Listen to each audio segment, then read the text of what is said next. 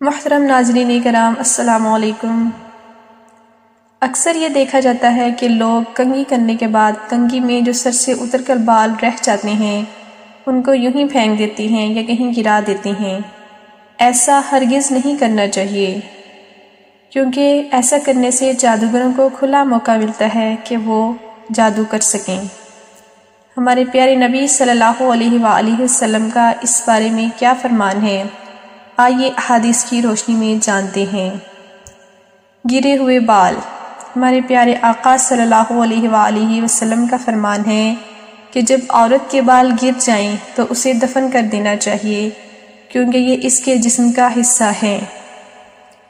ایک اور جگہ ارشاد ہے، اپنے بالوں کو گرا نہ چھوڑیں، کیونکہ یہ آپ کے جسم کا حصہ ہیں اور شیطان اسے آپ کو نقصان پہنچانے کے لیے استعمال کر سکتا ہے۔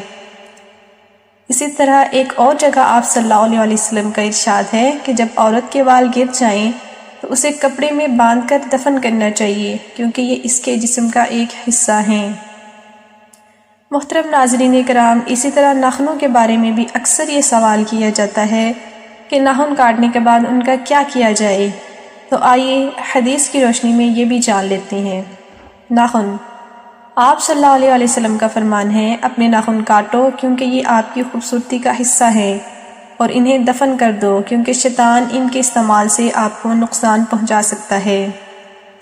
ایک اور جگہ ارشاد ہے، جب آپ اپنے ناخن کاٹیں تو انہیں دفن کر دیں کیونکہ یہ آپ کے جسم کا حصہ ہے۔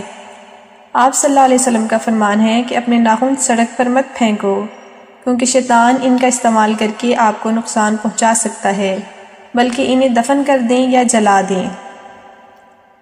اسی طرح بالوں اور ناخنوں کے بارے میں ایک جگہ اکٹھا ارشاد ہے کہ اپنے بال اور ناخن دفن کر دو، کیونکہ یہ آپ کے جسم کا حصہ ہیں اور شیطان ان کا استعمال کر کے آپ کو نقصان پہنچا سکتا ہے۔